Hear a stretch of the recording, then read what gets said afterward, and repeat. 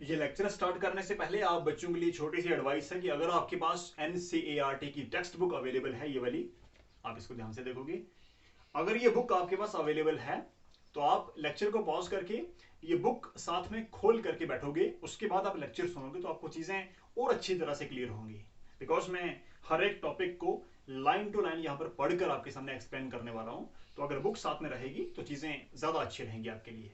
तो आज का टॉपिक है हमारा नोमैडिक हर्डिंग, और आपकी टेक्स्ट बुक का पेज नंबर है 33 पेज पर आप देखोगे तो इसमें लिखता है ये, nomadic herding or pastoral nomadism is a primitive subsistence activity in which the herders rely on animals for food, clothing, shelter, tools and transport. nomadic herding एक primitive subsistence activity है।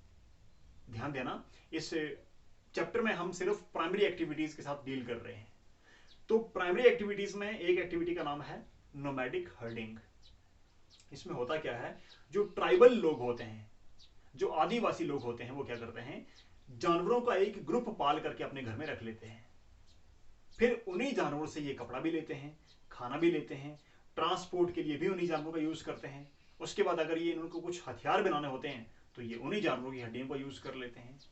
तो इन नटशेल अगर मैं आपको समझाऊं तो family की जितनी भी रिक्वायरमेंट्स होती हैं वो ऑलमोस्ट कहां से पूरी होती हैं, वही जानवर जो इन्होंने पाल रखे होते हैं वो इनकी सारी जरूरतों को पूरा कर लेते हैं।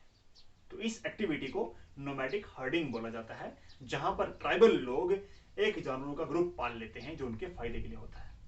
ठीक है, यहां पर एक वर्ड लिखा हुआ प्रिमिटिव सब्सिस्टेंस एक्टिविटी, इसका मतलब होता है कि गुजारा करने के लिए हम जो काम करते हैं।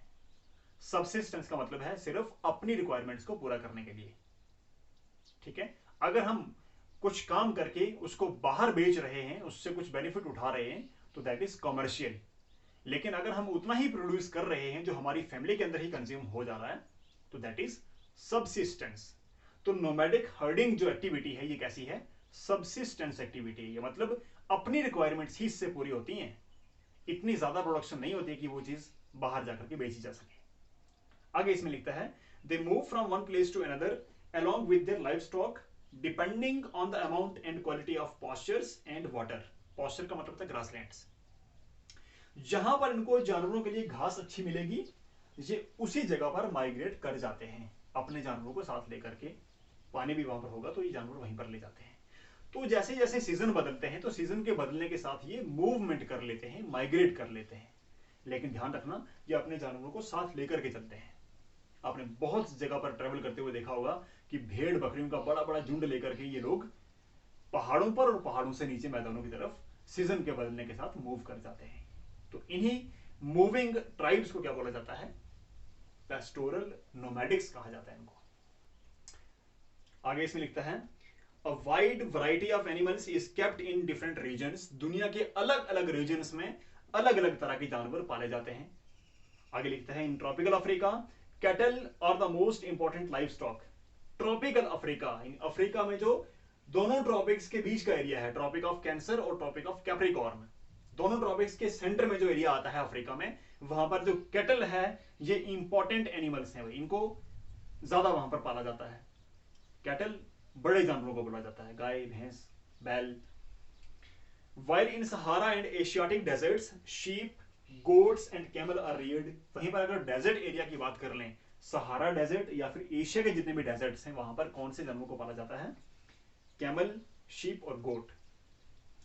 इन the mountainous areas of Tibet and Andes yak and llamas, and in the Arctic and sub Arctic areas reindeer are the most important animals. याद रखना, एक एक नंबर वाले जो क्वेश्चन होते हैं उनमें अक्सर ऐसी बातें पूछी जाती हैं। तो जो माउंटेनियस एरियाज हैं, तिब्बत और एंडीज माउंटेन रेंज के, एंडीज का नाम आपने सुना हुआ है ना, दुनिया की सबसे लॉन्गेस्ट माउंटेन रेंज है ये, साउथ अमेरिका कॉन्टिनेंट में। ठीक है, तो एंडीज में और तिब्बत में याक और लामास, ये बड़े बड़े बालों वाले जानवरों को पाला जाता है। ठीक है, वहीं पर अगर हम आर्कटिक रीजन के आसपास की बात करेंगे तो वहां पर रेंडियर नाम का जो एनिमल है उसको इस एक्टिविटी के तहत पाला जाता है। तो दुनिया के कौन से रीजन में किस जानवर को पाला जाता है, ये चीज आपको याद रखनी है। आगे लिखता है इसमें, pastoral nomadism is associated with 3 important regions. हमारे पूरे वर्ल्ड में 3 ऐसे इंपॉर्टेंट रीजन हैं जहां पर ये एक्टिविटी को ज्यादा किया जाता है, परफॉर्म किया जाता है। तो यहां पर आप 5.4 जो फिगर है पेज नंबर 34 पे, आप इसमें देखोगे जितने भी ये डार्क शेड वाले एरियाज हैं, यहां पर पेस्टोरल नोमैडिज्म या फिर नोमैडिक हर्डिंग ज्यादा की जाती है। सबसे पहले यूरेशिया का रीजन है, रशिया का जो नॉर्दर्न पार्ट है आर्कटिक सर्कल के आसपास का, वहां पर। उसके बाद नॉर्दर्न अफ्रीका, पूरा का पूरा जो अरब पेनिसुला वो देख लो, और फिर चाइना के ऊपर जो मंगोलिया वाला एरिया है वहां देखोगे। और थर्ड रीजन जो है वो अफ्रीका का जो सदर्न पार्ट है। तो इन 3 रीजन्स में नोमैडिक हर्डिंग को ज्यादा प्रैक्टिस किया जाता है। आगे इसमें लिखता है movement in search of pastures is undertaken either over vast horizontal distances और vertically from one elevation to another in the mountainous regions. मैंने आपको पहले समझा दिया कि ये जितने भी नोमैडिक हर्डर्स होते हैं ये अपने एनिमल्स के साथ सीजन के बदलने के साथ मूवमेंट करते हैं, माइग्रेट करते हैं। तो माइग्रेशन 2 तरह से होती है, या तो ये नीचे मैदानी इलाकों से पहाड़ों पर चले जाते हैं, या फिर प्लेन एरियाज में ही एक जगह से ये दूसरी जगह पर शिफ्ट हो जाते हैं। ठीक है, दोनों तरह से ये माइग्रेशन कर जाते हैं सीजन के बदलने के साथ साथ। The process of migration from plain areas to pastures on mountains during summers and again from mountain postures to plains during winters is known as transhumance।